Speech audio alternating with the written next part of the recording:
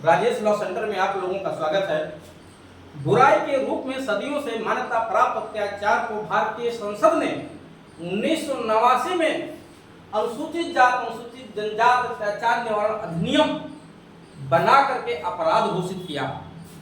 इस एक्ट का व्यवहार में अगर आप देखेंगे तो चर्चा का विषय बना हुआ है पूरे देश में, चाहे ये 2018 में सुप्रीम कोर्ट के जजमेंट को लेकर के हो या व्यवहार में इसके परिवर्तन को लेकर के हो। इस एक्ट की क्या सबसे बड़ी खूबियां हैं, क्या कारण है कि इस एक्ट के लगने से ही लोग कांपने लगते हैं, थरथराते हैं, लोग परेशान हो जाते हैं। ये एक्ट लग जाता है तो लगता है कि उनके ऊपर कोई पहाड़ टूट गया है। क्यों, आखिर क्या कारण है इस एक्ट के? उन्हीं 10 प्रमुख कारणों पे हम चर्चा करेंगे, एक एक करके 10 प्रमुख कारण ध्यान दीजिएगा। इस एक्ट की विशेषता है, इसके 10 प्रमुख कारण है, उसकी विशेषता है जिससे यह एक्ट व्यवहार में जिस रूप में लिखा है लगभग उसका 25% व्यवहार में लागू भी है। जिस रूप में लिखा है उस रूप में पूर्णतया लागू नहीं है समाज में, ये केवल 25% ही लागू है।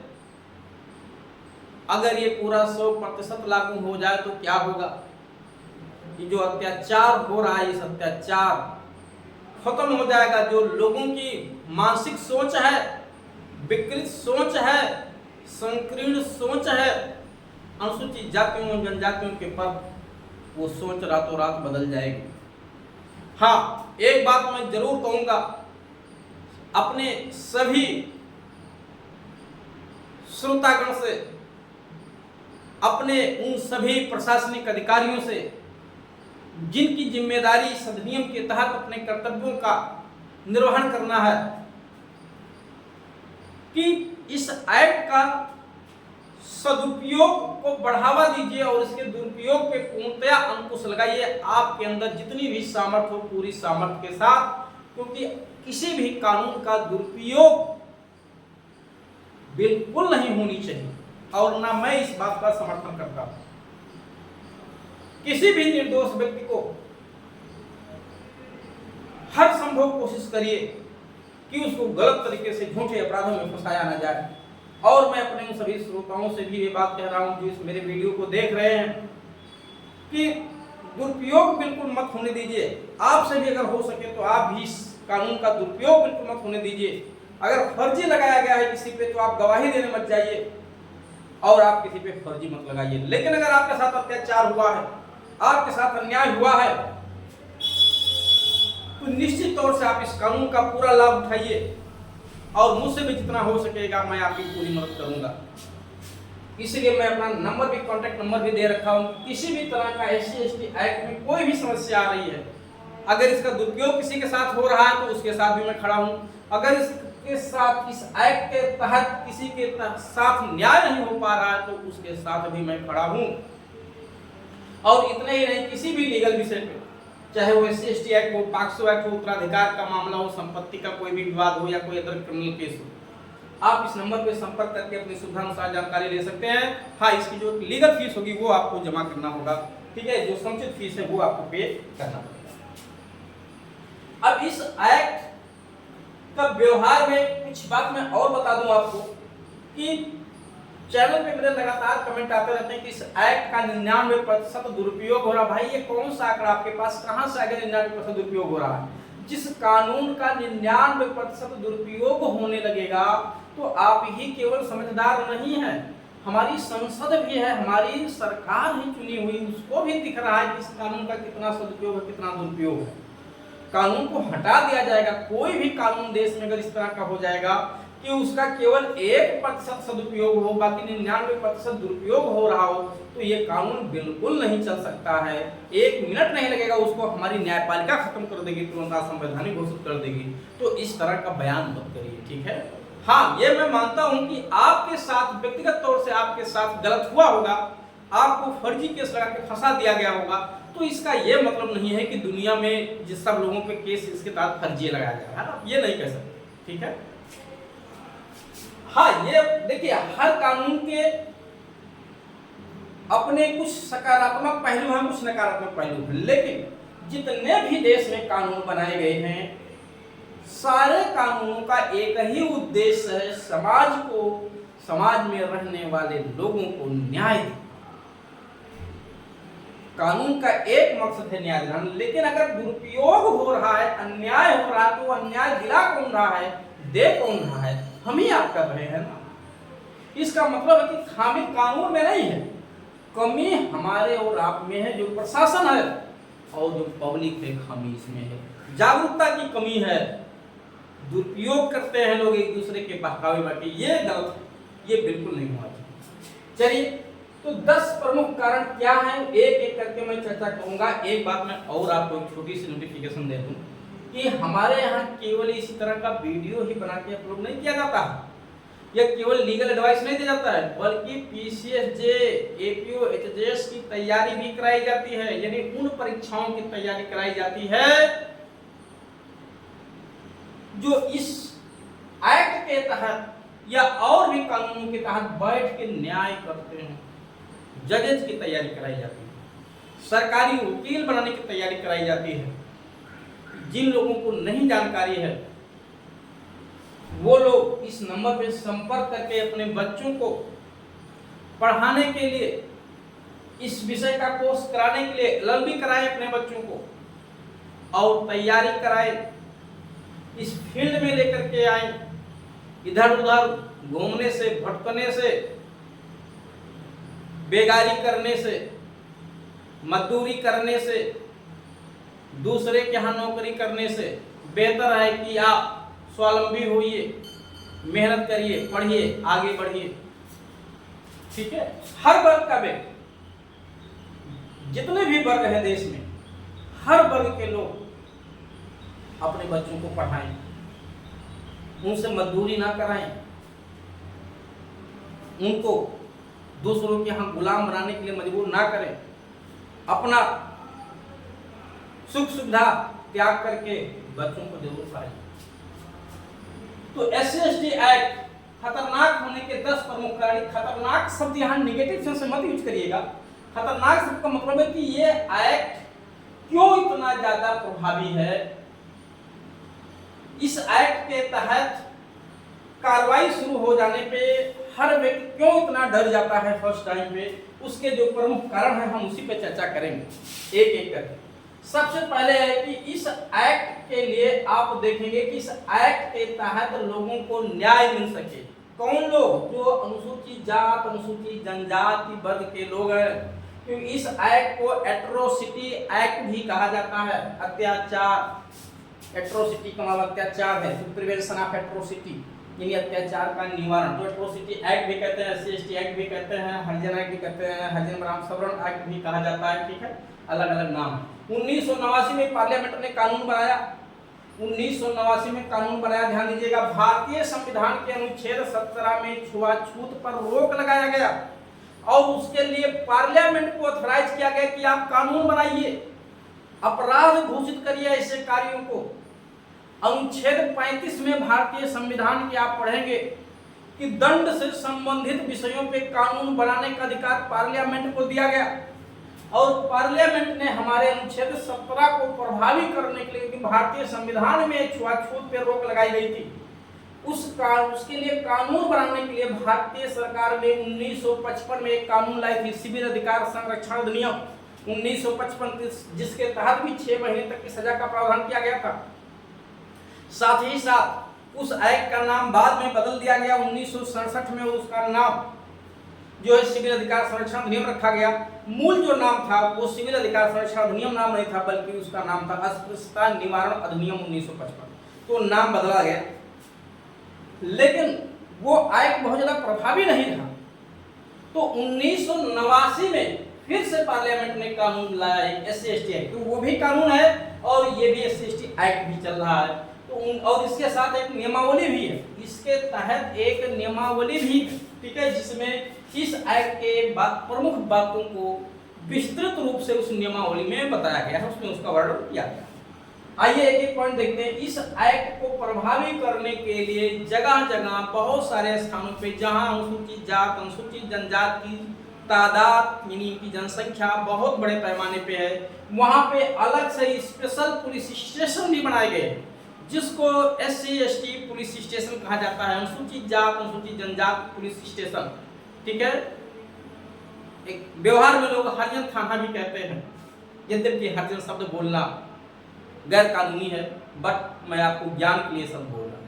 तो पुलिस स्टेशन भी स्पेशल बनाया गया, वहाँ केवल और केवल इस वर्ग के लोग जो व्यथित होंगे वही अपना FIR दर्ज करा सकते हैं, बाकी कोई FIR नहीं दर्ज करा सकता है। और ऐसे पुलिस स्टेशनों में ये व्यवस्था भी की गई कि जहां तक पॉसिबल हो सके इसी समाज से आने वाले अधिकारी को बैठाया जाए। जहां पे इस प्रकार का पुलिस स्टेशन नहीं है, वहां पे जो साधारण पुलिस स्टेशन है आप वहां तक FIR दर्ज करा सकते हैं, कोई दिक्कत नहीं है। आप अगर वहां पे स्पेशल थाना बना है तो वहां पे भी दर्ज करा सकते हो, स्पेशल नहीं है तो वहां तो जो भी है उसमें दर्ज करा सकते हो, और दोनों हैं तो भी किसी में दर्ज करा सकते हो, कोई रोक नहीं है। ध्यान दीजिएगा, आप किसी भी पुलिस स्टेशन में जाके FIR दर्ज करा सकते हो। उसके बाद दूसरा प्रमुख कारण क्या है इसका, संज्ञेय होना। इस एक्ट के तहत कोई भी अपराध होगा तो वो संज्ञेय माना जाता है। संज्ञेय का मतलब है कि पुलिस अधिकारी को पावर दी गई है कि वो तुरंत बिना वारंट के अरेस्ट कर ले, यानी मजिस्ट्रेट से या अदालत से किसी तरह का कोई परमिशन, कोई आदेश, कोई वारंट लेने की जरूरत बिल्कुल नहीं है। पुलिस को ये पावर है कि बिना वारंट के अरेस्ट कर सकता है, लेकिन उस अरेस्ट करने का उद्देश्य अन्याय को बढ़ावा देना नहीं बल्कि न्याय स्थापित करने के। दूसरा है, लेकिन अब पुलिस यही अपने शक्तियों का दुरुपयोग भी करती है कि न्याय से ज्यादा अन्याय को बढ़ावा देने के लिए भी अरेस्ट कर लेते हैं। ये गलत है। इसीलिए मैं शुरू में ही बताया कि जो भी जिम्मेदार लोग हैं अपने कर्तव्यों का समुचित तरीके से निर्वहन करें, अन्याय को बढ़ावा मत दीजिए। अगर आप फर्जी FIR दर्ज फर्जी तरीके से अरेस्ट करेंगे, फर्जी FIR दर्ज करने को बढ़ावा देंगे, मैं उसका भी प्रावधान बताऊंगा कि अगर ऐसे पुलिस अधिकारियों पे भी किस तरह की कार्रवाई की जाए इस एक्ट के तहत। चलिए, उसके बाद अजमानतीय होना। इस एक्ट के तहत सारे अपराध, इस एक्ट के तहत सारे अपराध क्या हैं, अजमानतीय हैं, यानी इसमें जमानत पाने का अधिकार आपका नहीं है। ये बात ठीक है कि इस एक्ट में भी जो अपराध हैं कोई एक तरह का अपराध है, रही 4-5 तरह के नेचर वाइज अपराध हैं, जिनकी गंभीरता के आधार पर कुछ अपराधों में बेल बाहर से मिल जाती है, कुछ में बाहर से नहीं मिलती है, जेल जाना पड़ जाता है। बट आप बेल की मांग एज अ राइट नहीं कर सकते, क्योंकि सारे के सारे अपराध अजमानती होना है। न्यूनतम दंड, तीसरा चौथा सबसे प्रमुख कारण है न्यूनतम दंड का प्रावधान है। 6 माह से कम सजा नहीं होगा किसी भी कीमत पे, अगर SC ST एक्ट लग गई। इससे ज्यादा हो सकता है, मृत्युदंड तक के प्रावधान है, लेकिन 6 माह से कम नहीं होगा। जुर्माना जरूर लगेगा। अगला है क्षेत्र बदल करना। इस एक्ट की आप धारा 10 देखेंगे तो वहां क्षेत्र बदल की बात की गई है कि जिस क्षेत्र में जहां भी अपराध हुआ है, अनुसूचित क्षेत्र, अनुसूचित जनजाति क्षेत्रों में अगर कोई व्यक्ति वहां लगातार आ जा रहा है, अपराध किया है, लग रहा है फिर से अपराध को बढ़ावा देगा, फिर जाके मारेगा, पीटेगा, गाली गलौज धमकी देगा, ऐसे व्यक्ति को उस न्यायालय को ये पावर है कि उस क्षेत्र में जाने पे रोक लगा दे।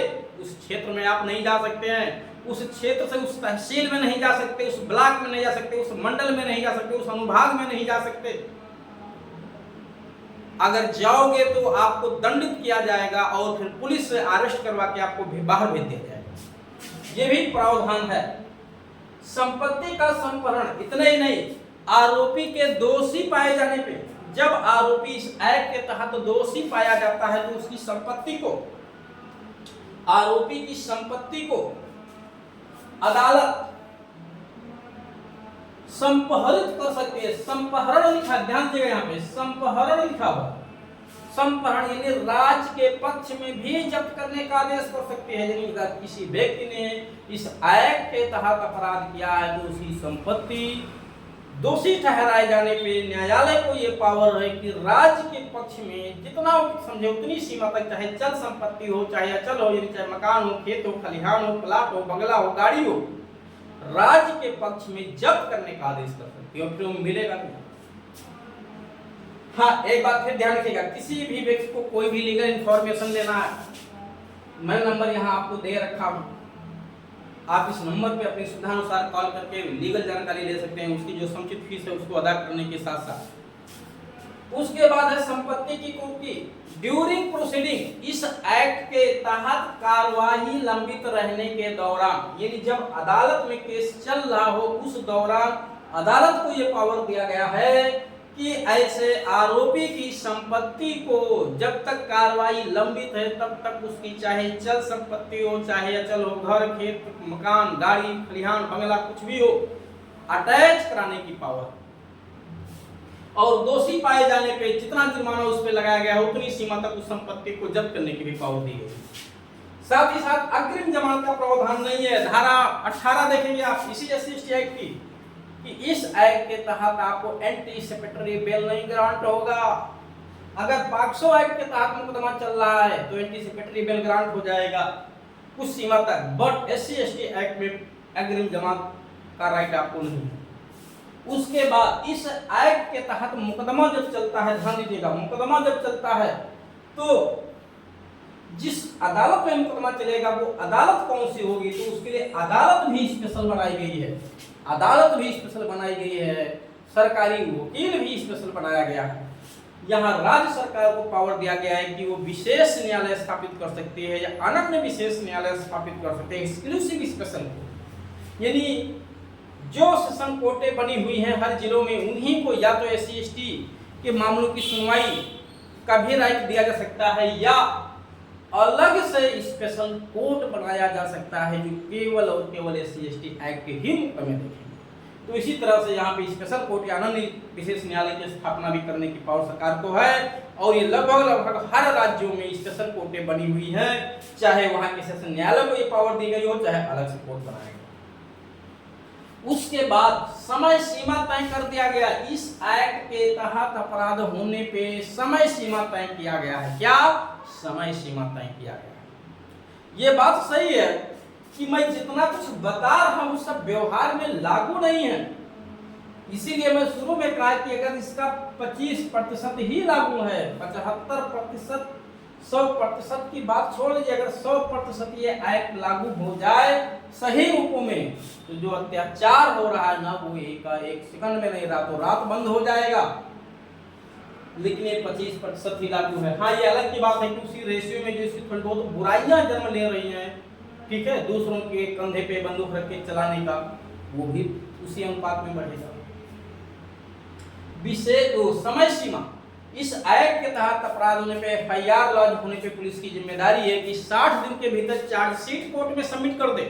अगर नहीं पेश कर पाती है तो अपने रीजन को रिकॉर्ड करे, क्या अपने रीजन को रिकॉर्ड करके कोर्ट को बताए क्यों नहीं 60 दिन के भीतर चार्जशीट सबमिट हो पाया है। और कोर्ट में जब मामला जाता है तो चार्जशीट सबमिट होने की तारीख से 2 महीने के भीतर कोर्ट की जिम्मेदारी है कि इसका ट्रायल करे, और ट्रायल पूरा होने पे 90 दिन का टाइम पीरियड है अपील फाइल करने का। हाई कोर्ट में आप 90 दिन के भीतर हाई कोर्ट में अपील फाइल कर सकते हैं। अगर 90 दिन का समय बीत गया किसी कारणवश और आप नहीं जा पाए, आपके पास पर्याप्त कारण है, तो 90 दिन आपको और एक्स्ट्रा टाइम दिया जा सकता है, यानी मैक्सिमम 180 दिन आपको दिया जाता है अपील फाइल करने के लिए हाई कोर्ट में। और जब हाई कोर्ट में अपील फाइल होगी तो उस अपील का भी निस्तारण 3 महीने के भीतर होगा। कितने दिन के भीतर? 3 महीने के भीतर। लेकिन कुछ चीजें तो यहाँ केवल किताबों में लिखी हैं, व्यवहार में लागू नहीं हो पाती। एक सबसे बड़ा कारण होता है पैरवी न करने का कारण, अज्ञानता, अनजान होना, शिक्षित होना, ठीक है, आर्थिक रूप से सामाजिक रूप से पिछड़े होने की वजह से इस एक्ट के प्रावधान व्यवहार में सब लागू नहीं हो पाते। यही कारण है कि अत्याचार लगातार बढ़ते जा रहे हैं। एक्ट बहुत ज्यादा प्रभावी रूप से काम नहीं करता है, काम करता भी है तो इसके लिए कुछ मिसयूज भी हो जाता है थोड़ा बहुत। एक अलग से हर राज्यों में एससी एसटी आयोग बनाया गया है। भारत सरकार के स्तर पे एक आयोग बनाया गया है, एससी एसटी आयोग, नई दिल्ली में है। जहाँ हजारों हजार एप्लीकेशन डेली जाते रहते हैं, लेकिन आयोग कभी कभी आंख मूंदे आराम से सो रहा, कुंभकर्ण बना बैठा। अरे साहब, आपको पावर दिया गया है article 338A B OBC OBC आयोग भी उसी में अलग से बना हुआ। ये सब आयोग क्या कर रहे हैं, क्यों सोए पड़े हैं निद्रा में, वो हराम का पैसा ले रहे हैं। आप अपनी शक्तियों को समझिए, पहचानिए, उसको लागू करिए, लोगों को न्याय दिलाइए। जिसके साथ अत्याचार हो रहा है उसको न्याय दिलाइए, उस पर कार्रवाई करिए। आपको बहुत पावर है, इतनी पावर है कि आप कुछ भी कर सकते हैं। अदालत के समकक्ष आपको पावर मिली हुई है। और किसी भी तरह की कोई लीगल इंफॉर्मेशन लेना है, कोई बात नहीं किसी को समझ में आता है तो मैं खुद अपना नंबर दे रखा हूँ, आप संपर्क करिए, मैं एडवाइस करूँगा। न्याय होना चाहिए समाज में। और जिन लोगों के साथ इसका दुरुपयोग हो रहा है, उस दुरुपयोग को रोकने की भी जिम्मेदारी आपकी है आयोग महोदय। आप उस पर भी एक्शन लीजिए, उस पर भी अथॉरिटियों को आदेश करिए, उन पे भी कार्रवाई करवाइए। आप अपनी रिपोर्ट महामहिम राष्ट्रपति जी को भेज सकते हैं या भेजते ही हैं। हर साल आपको अपनी रिपोर्टिंग करनी होती है, तो वहां से आप अपनी बात को लगता है कि इस एक्ट का सदुपयोग नहीं हो पा रहा है या हो रहा है तो पर्याप्त नहीं हो पा रहा है या इसका दुरुपयोग हो रहा है, तो कहां हो रहा है, क्यों हो रहा है, उन पर चर्चा करके भारत सरकार को आप राष्ट्रपति महोदय के माध्यम से अपना सिफारिश भिजवाइए और इसके दुरुपयोग पे भी रोक लगाई जाए, सदुपयोग को बढ़ावा दिया जाए, जिससे समाज में न्याय स्थापित हो। चलिए, मैं जितना कुछ हो सकता था महत्वपूर्ण प्रोविजन को यहाँ आपको समझाया हूँ। और भी बहुत सारे प्रोविजंस हैं, बट जो कुछ महत्वपूर्ण थे उनको मैंने यहाँ समझा दिया है। बाकी तो चैनल पे आप देखेंगे बहुत सैकड़ों वीडियो SC/ST के बारे में उपलब्ध है, आप लोग वहाँ से देख सकते हैं, अपनी सुविधानुसार जानकारी ले सकते हैं। कोई बात नहीं समझ में आती है तो फिर इस नंबर पे संपर्क करके भी आप जानकारी ले सकते हैं।